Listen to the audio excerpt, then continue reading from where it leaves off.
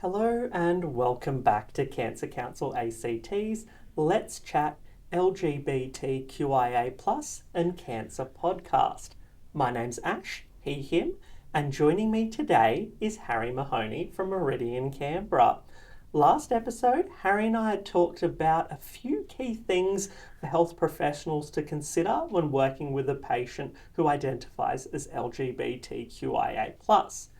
Today, we're going to dive into some of the risk factors for cancer in this population. Hopefully, by increasing awareness of these, we can help health professionals manage the needs of various communities.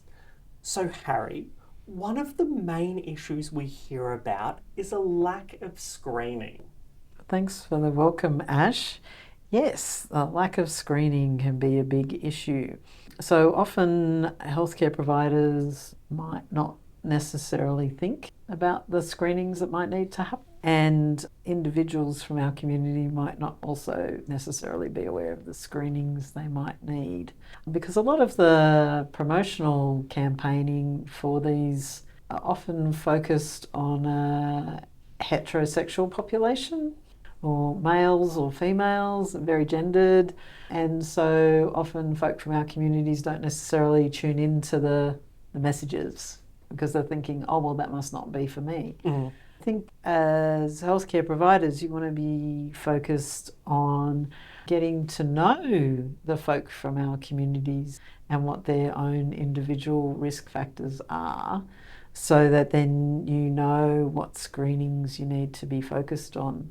Other things that can slip through the system are when people have changed their gender marker at Medicare, then they themselves will no longer receive reminders. So if someone who was assigned female at birth has been getting reminders for cervical screening and they've changed their gender marker to male, they'll stop receiving those reminders because the system can't cope. So it's easy to fall through the cracks then. So the other thing that's really important to think about points back to what we were talking about last episode, Ash, around treating everyone with respect, is some folk from our communities might need a support person for the screening, depending on what it is and how intrusive it is.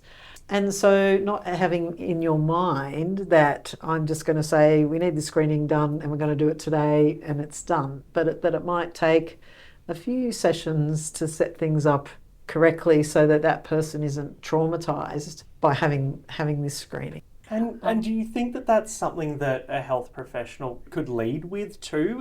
Yeah. Do you think they could say, I understand that this might be a little bit challenging. Would you like to bring someone you trust along with you? Yeah, and I think it coming from the healthcare provider, like the example you just gave there, again builds that trust with the person from our communities, because it's like, oh, okay, you're getting how hard this is for me. You see me. And it comes back to that respect we started talking about last episode and that's what the difference between I treat everyone the same versus I treat everyone with respect. So what might this person need? This trans person might need a support person and another trans person may not need a support person. Yeah, I think as a health professional, it's very common to want to try to get everything done really quickly, but knowing the person you're working with and being able to be sensitive about these and understand their individual needs is vital. Absolutely. I was running some training at Breast Screen ACT last year, and I said to them, I acknowledge that most people coming here don't want to be here having this screening. I said, but there's a group of us, because I'm trans, non-binary, there's a group of us who want to be here even less. And so we had this really great discussion about how important it is to use the language that person feels comfortable with about referring to a part of their body they may not feel comfortable about. That's just because somebody's gender diverse doesn't mean that they're not. They might feel totally comfortable with that part of their body. Again, there's no right or wrong. Everybody's individual experience is different. Yeah.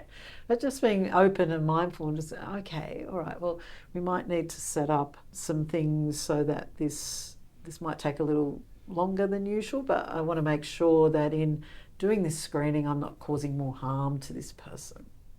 Yeah, some really good points to consider there around screening and patient support. Now, risk factors is a really big area. So, Harry, thank you so much. And we might continue the next part of this in our next episode. To everyone listening, thank you so much. We hope you found this useful, and bye for now.